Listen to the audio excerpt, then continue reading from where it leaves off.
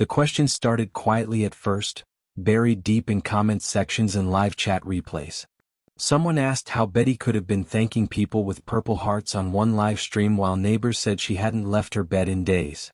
Another person noticed that the voice used in one stream sounded familiar, almost identical to something Betty had said weeks earlier. Then screenshots started circulating. Timestamps. Chat logs. Claims stacked on top of each other until one uncomfortable question rose to the surface and refused to go away. How could Betty Whittaker be in two places at once online? For a family that had already endured years of scrutiny, rumors, and online chaos, this was something entirely different. This wasn't about money. It wasn't about donations or houses or who helped who. This was about identity. About truth. About whether Betty herself was even being represented honestly anymore. People watching from the outside assumed answers would come quickly. They usually do online. Someone posts a receipt. Someone claps back.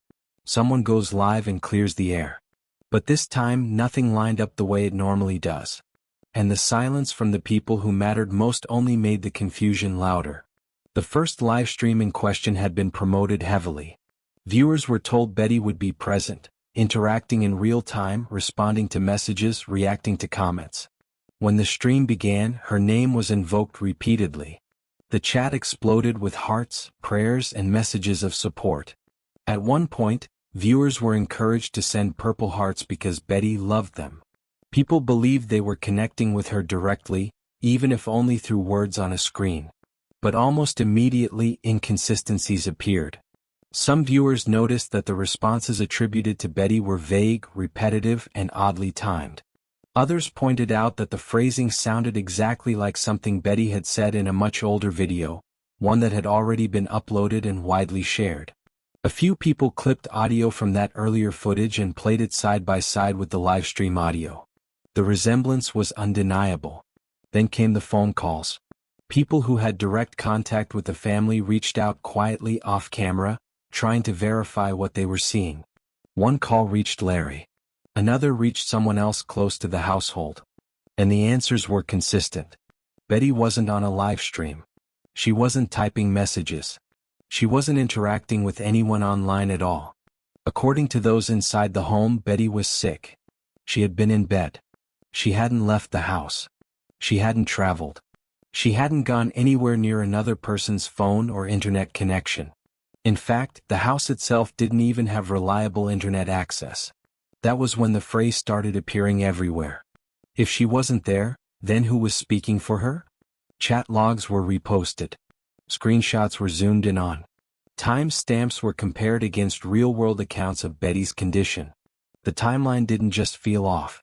It was impossible. If what the family was saying was true, then the live stream wasn't just misleading. It was presenting a version of Betty that didn't exist in that moment. And that shook people. Because for many supporters, Betty wasn't just a figure in a story. She was the heart of it. Her words mattered. Her presence mattered. The idea that her identity could be borrowed, reused, or simulated without her consent crossed a line people weren't prepared for. Some tried to explain it away. Maybe she recorded something earlier. Maybe someone misunderstood.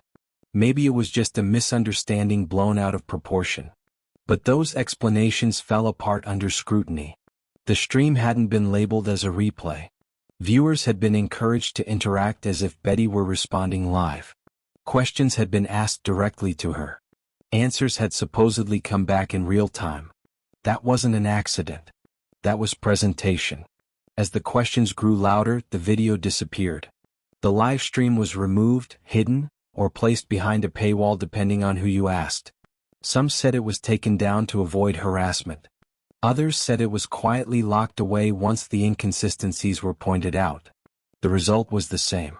People who wanted clarity suddenly had no access to the very footage that raised the questions in the first place. That only made things worse. In online spaces, deletion rarely signals resolution. It signals panic. And panic spreads fast. People began asking whether this had happened before. They went back through older videos, older lives, older comments. They searched for patterns. Had Betty's words ever been reused without context? Had clips been repurposed to suggest participation that wasn't real? Had anyone ever verified, beyond assumption, that she was actually present during these online moments? The deeper people looked, the more unsettled they became. Meanwhile, Betty herself remained silent. Not because she had something to hide, but because she wasn't online at all.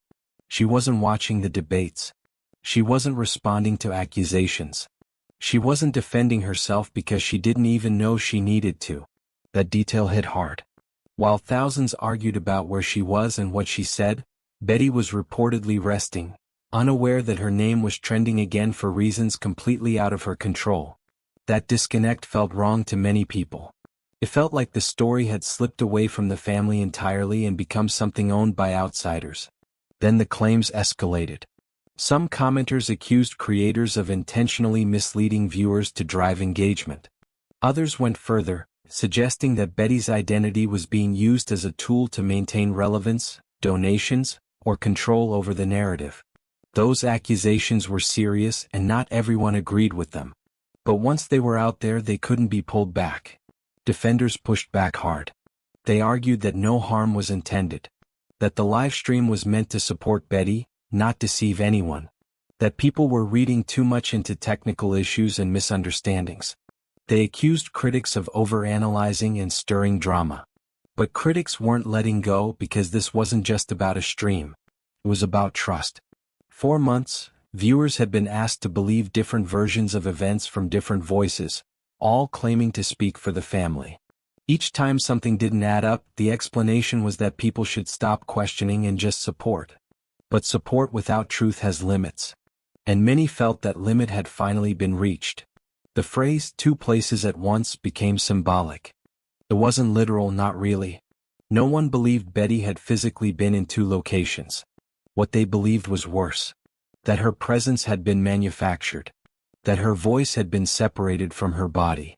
That her identity had been used without clarity or consent. And once people start believing that, everything changes. Every previous statement gets re-examined. Every promise gets questioned. Every claim of transparency gets weighed against this moment where transparency seemed to vanish completely. By the end of the week, the community was fractured. Some people walked away entirely, exhausted by the confusion and conflict. Others doubled down, demanding explanations, accountability, and proof. A smaller group tried to refocus attention back on Betty herself, reminding everyone that she was a real person, not a character in an online mystery. But even they couldn't ignore what had happened. Because whether intentional or not, the situation had created a reality where Betty Whittaker's name was used in a space she wasn't actually present in. And for a family that had already lost control of its story so many times, this felt like another line crossed. The biggest question remained unanswered. If Betty wasn't there, why present it as if she was? And until that question is answered honestly, the shock won't fade. It will linger, just like the screenshots, the clips, and the uneasy feeling that something deeply personal was handled far too casually. Comment below and share your thoughts. The fallout from that live stream didn't slow down. It intensified.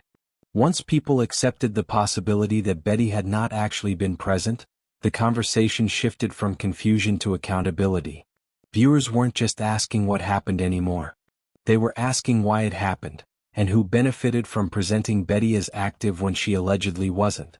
The first major fracture appeared between two groups of supporters. One side believed the situation was an honest misunderstanding fueled by poor communication and technical shortcuts. The other believed it was deliberate.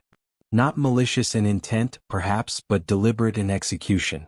To them, the distinction mattered less than the outcome. Betty's name had been used to anchor attention, emotion, and engagement in a moment where she had no voice. That realization unsettled people. In online culture, presence equals power. When someone appears live, responding, reacting, acknowledging the audience, it creates trust. Viewers feel seen. They feel connected. And when that presence turns out to be questionable, the trust collapses almost instantly. People began replaying the live stream in their heads, recalling moments that hadn't seemed strange at the time. The way responses came seconds too late. The way questions were acknowledged without being answered. The way the conversation flowed more like a script than a dialogue. In hindsight, what once felt comforting now felt staged. That's when another detail resurfaced. Several viewers remembered being told that Betty doesn't really use the internet and doesn't understand live streams. That had always been framed as endearing, a sign of her simplicity and authenticity. But now it raised a different question. If she wasn't comfortable online, why was she suddenly being portrayed as actively engaging in a fast-moving live chat? The contradiction was hard to ignore. As people compared notes, one thing became clear. Nobody could point to a single verifiable moment where Betty herself had confirmed she was present during that stream. No video clip. No live audio. No direct confirmation. Everything rested on implication. An implication, people realized, is powerful but dangerous.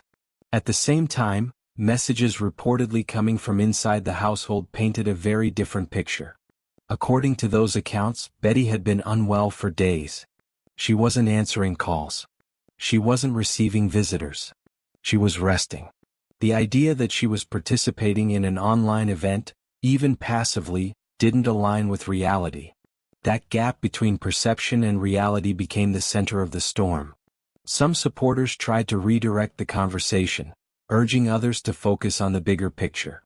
They argued that nitpicking a live stream missed the point. That Betty needed support, not skepticism. That questioning these details only hurt the family. But others pushed back firmly. They argued that truth was not nitpicking. That protecting Betty meant protecting her identity, not borrowing it for convenience. They pointed out that if people were willing to misrepresent her presence now, what else might have been misrepresented before? That question lingered. The situation became even more complicated when people began noticing how quickly dissenting comments disappeared. Posts questioning the live stream were deleted. Users asking for clarification were muted or blocked. Entire threads vanished overnight. To some, this was moderation. To others, it looked like suppression. And suppression always invites suspicion. People started archiving what they could. Screenshots, chat logs, cached pages. They shared them quietly at first, then more openly as confidence grew. The goal wasn't to attack, at least not for most. It was to preserve evidence before it disappeared completely. In the middle of all this, Betty remained unreachable. That absence became symbolic. Everyone was speaking about her. Few were speaking to her. And that imbalance weighed heavily on people who had followed the family for years. They remembered Betty's discomfort with attention, her confusion when cameras appeared, her simple requests to be left alone at times. Using her presence, real or implied, without her awareness felt like a betrayal of that history. Another layer emerged when people began questioning who actually had access to Betty's voice, recordings, or likeness. Old clips resurfaced, showing moments where her words had been emotional, direct, and deeply personal. Those moments had once been shared to humanize her. Now, people worried they could be repurposed. The idea that a recorded voice could be played as if it were live disturbed many. Not because technology allows it, but because ethics should prevent it. The defenders argued there was no proof of manipulation. No confirmation that audio was reused. No smoking gun. And they were right, technically. But the absence of proof didn't erase the absence of clarity.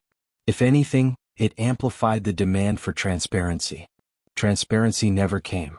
Instead, the silence stretched on. No clear statement. No explanation addressing the specific claims. Just general reassurances that everything was being handled with good intentions. Good intentions, however, were no longer enough. For many viewers, this wasn't about catching someone in a lie. It was about respect.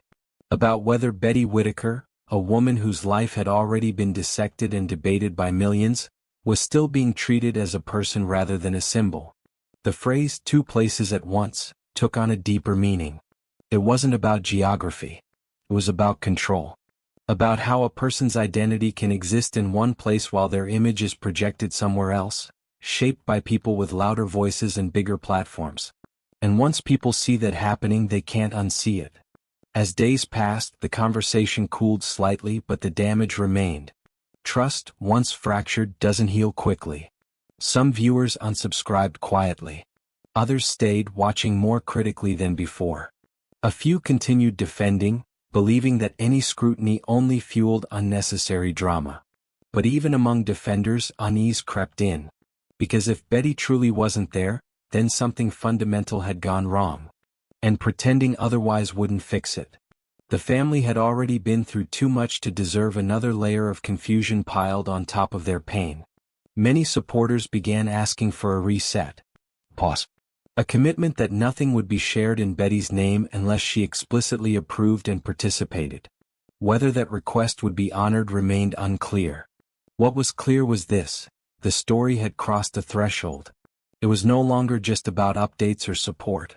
It was about representation. About who gets to speak and who gets spoken for. And until that imbalance is addressed honestly, the shock won't fade. It will simply evolve, reshaping how every future update is received. As the dust from the livestream controversy settled, the focus shifted again. Not outward this time, but inward. People began asking harder questions, not just about what they saw but about their own role in it. How had so many accepted the idea of Betty being present without proof? Why had the illusion felt comforting enough to override logic? That discomfort mattered. Because once the audience started questioning itself, the story stopped being about a single live stream and became about a pattern. A pattern of representation without consent. Of voices being spoken for instead of listened to. Of silence being filled by assumption. Supporters who had followed the Whittaker family since the earliest videos remembered something important. Betty had never been comfortable being the center of attention. She tolerated cameras. She endured interviews. She answered questions because she trusted the people asking them. But she rarely initiated. She rarely spoke unless prompted. Her power had always come from her presence, not her performance. That's what made the idea of her suddenly engaging in rapid-fire online chat feel wrong to so many. People began rewatching older footage not to catch inconsistencies, but to reconnect with who Betty actually was. Her cadence. Her pauses.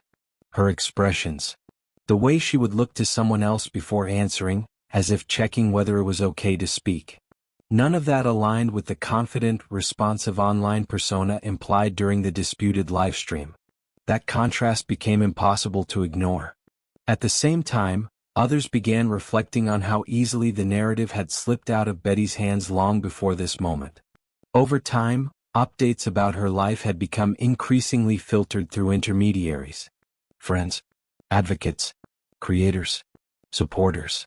Each one added interpretation, context, opinion. Eventually, interpretation replaced presence. That realization hurt. Because many viewers believed they were protecting Betty by defending the people around her. They thought loyalty meant silence. That questioning details would only create chaos. But now they were facing the uncomfortable truth that silence can also enable harm. Not dramatic harm. Not malicious harm. But quiet harm. The kind that erodes dignity piece by piece. The conversation grew quieter but deeper. Less shouting. More reflection. People began sharing personal stories of loved ones whose voices had been overridden, for their own good. Adults with disabilities. Elderly parents. Family members whose silence was mistaken for consent. Those stories changed the tone. This wasn't gossip anymore. It was about agency. The question became simple but heavy. Who gets to decide when someone speaks? In Betty's case, the answer had blurred. Over time, urgency replaced consent. Updates replaced check-ins. The audience wanted reassurance, and reassurance was provided, even if the source was unclear. That trade-off was no longer acceptable to many. Some supporters began calling for a complete pause on public updates unless Betty herself was visibly, verifiably involved. Not implied. Not represented. Involved. Others suggested appointing a neutral third party to communicate factual updates without interpretation or emotional framing. Those ideas didn't gain traction publicly, but they mattered privately. They signaled a shift in values. Meanwhile, the silence from those at the center of the controversy continued. No clarification. No acknowledgement of confusion. Just distance. That silence spoke louder than any live stream ever could. People began to understand something else too. Even if no one intended to mislead, the outcome was still misleading. Intent doesn't erase impact. And when dealing with someone as vulnerable and scrutinized as Betty, the margin for error should be smaller, not wider. The phrase "two places at once" took on another meaning. Betty existed in her home, living her reality. But online she existed as a symbol, a reassurance, a reason to stay engaged.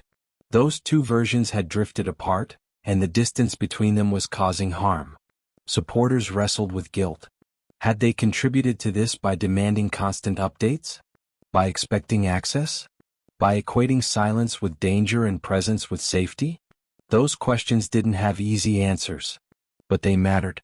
Because for the first time, the audience wasn't asking what happened. They were asking what should happen next. And many agreed on one thing. Whatever comes next has to center Betty's reality, not the internet's expectations. That means fewer updates, not more. Slower communication, not constant reassurance. And above all, clarity over comfort. The cost of speaking for someone had finally become visible. And once that cost is seen, it can't be ignored. As the conversation moved forward, one truth remained steady beneath all the noise. Betty Whittaker doesn't owe the internet her presence. She doesn't owe explanations, appearances, or proof of existence. Her life is not content, and her silence is not a problem to be solved. If the community truly wants to support her, it starts by respecting that. Part 4 will examine where this leaves the story now, what trust looks like going forward, and whether accountability can exist without cruelty. Comment below. Do you think Betty's voice has been overshadowed by those claiming to speak for her, or is the internet expecting more access than it has a right to? By the time the dust settled and the comment sections slowed, it became clear that this moment was not just another flare-up in a long-running online saga. Something deeper had cracked open. What began as confusion over a chat, a voice, and the claim that Betty appeared to be in two places at once had exposed a much larger problem. One that could no longer be brushed off as drama, misunderstanding, or internet noise. This wasn't about rival creators. It wasn't about loyalty to one channel over another. It wasn't even about proving who was right or wrong in a single moment. It was about how easily truth can be bent when silence is used as evidence and implication is treated as confirmation. For many people watching, this was the first time they stepped back and asked a harder question. How did we get here? The answer is uncomfortable because it forces a look at collective behavior, not just individual actions. Over time, the Whittaker story became something people felt entitled to. Updates were expected. Appearances were assumed. Silence was interpreted, explained, and filled in by others. And slowly, a dangerous pattern formed. One where the absence of a vulnerable person's direct voice was treated as permission to speak for them. That is where things crossed a line.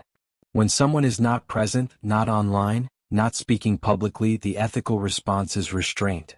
Instead, what unfolded was the opposite. The lack of clarity became a stage for performance. The uncertainty was smoothed over with implication. And for some viewers, that realization hit hard. Not because they wanted scandal, but because they suddenly understood how fragile the truth had become. Once that realization sets in, it changes how you see everything that came before it. Supporters who had followed the Whittaker family for years began reassessing their own roles. Many admitted they had grown used to constant access. They had grown accustomed to hearing updates, seeing faces, being reassured that everything was fine. When that reassurance came without verification, something felt off, but only after the fact. That delay is important. It shows how trust, once established, can override skepticism. People didn't question the situation at first because they didn't want to believe something was wrong. They wanted stability. They wanted continuity. And that desire made them vulnerable to accepting implication as fact. This doesn't make them foolish. It makes them human. But it does highlight why responsibility matters so much when dealing with real people whose lives are already fragile. When audiences are emotionally invested, they will often accept whatever helps them feel calm. That is why those with influence must be especially careful. Reassurance should never come at the expense of truth. Another layer of this moment is the issue of silence itself. Silence can mean many things. It can mean rest. It can mean illness. It can mean privacy. It can mean exhaustion. What it cannot responsibly mean is automatic consent for others to narrate someone's reality. Yet that is exactly what happened. In the absence of Betty's confirmed presence, others filled in the gaps. They spoke confidently. They implied connection. They created a sense of participation that could not be verified. And once people realized that, trust didn't just wobble, it fractured. The most painful part is that none of this required malicious intent to cause harm. Harm doesn't need villains. It only needs imbalance. And this situation was defined by imbalance of power, of access, of voice. Betty does not control platforms. She does not manage narratives. She does not jump into comment sections to correct misinformation. That makes her especially vulnerable to being spoken over, spoken for, or spoken about without recourse. In those circumstances, the ethical burden shifts heavily onto those who claim to represent her or speak in her interest. Representation without verification is not protection. It is risk. As more people processed this, a quiet shift began to occur. The loudest voices faded. In their place were quieter comments repeated again and again in different words. I don't need updates. I just want her to be okay. That sentiment matters. It reflects a move away from consumption and toward care. Care doesn't demand proof on demand. Care respects boundaries.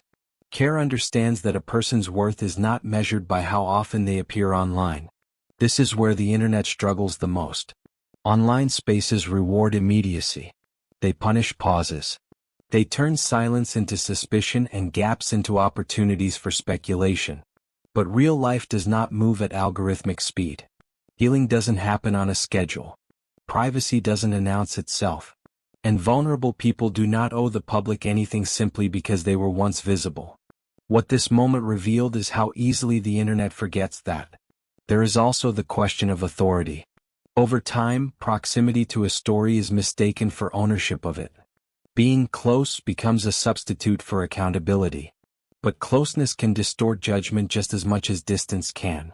Emotional investment, especially when mixed with public pressure, can lead people to make choices that feel protective in the moment but are harmful in the long run. Speaking for someone who hasn't spoken is one of those choices. If this story is to move forward in a healthier direction, it requires a reset of expectations. No more implied appearances. No more second-hand certainty presented as first-hand truth. No more emotional theater filling in for clarity. If Betty speaks publicly, it should be unmistakable and verifiable. If she doesn't, that absence should be honored, not explained away. This isn't about feeding skeptics or silencing supporters. It's about restoring dignity. Dignity means acknowledging uncertainty instead of masking it. It means saying we don't know without fear of losing relevance. It means understanding that ethical storytelling sometimes requires stepping back rather than leaning in. Some people worry that this approach will cause the story to fade. And maybe it will. But fading is not the same as failing. Not every story needs to be sustained indefinitely. Not every moment requires commentary. Sometimes the most respectful outcome is quiet. What matters more is what happens next time. Because there will be a next time, another family, another vulnerable individual, another story that captures public attention. And when that happens, the patterns revealed here will either repeat or they will be interrupted. Will silence be respected or will it be filled in again? Will absence be honored or will it be treated as a problem to solve? Will care be defined by restraint or by access? Those are not questions for one creator or one community alone.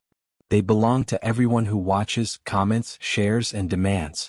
The Whittaker story has always been about more than one family. It has been a mirror reflecting how society looks at poverty, disability, isolation, and difference. This latest chapter simply turned that mirror back on the audience itself. And what it showed was uncomfortable but necessary. If any good comes from this moment, let it be a new standard. A standard where vulnerable people are not required to perform their existence for reassurance. Where truth is not implied but confirmed. Where silence is not weaponized. And where support does not mean control. Betty Whittaker is not an online puzzle to solve. She is a person living her life, whether or not the internet is watching. The real question now is whether the internet is capable of letting her do that without turning her absence into a spectacle. Comment below. Do you think this moment will genuinely change how online communities engage with vulnerable families, or will the same patterns return once attention shifts elsewhere? Thank you for watching this video. Click here to watch another video that might interest you.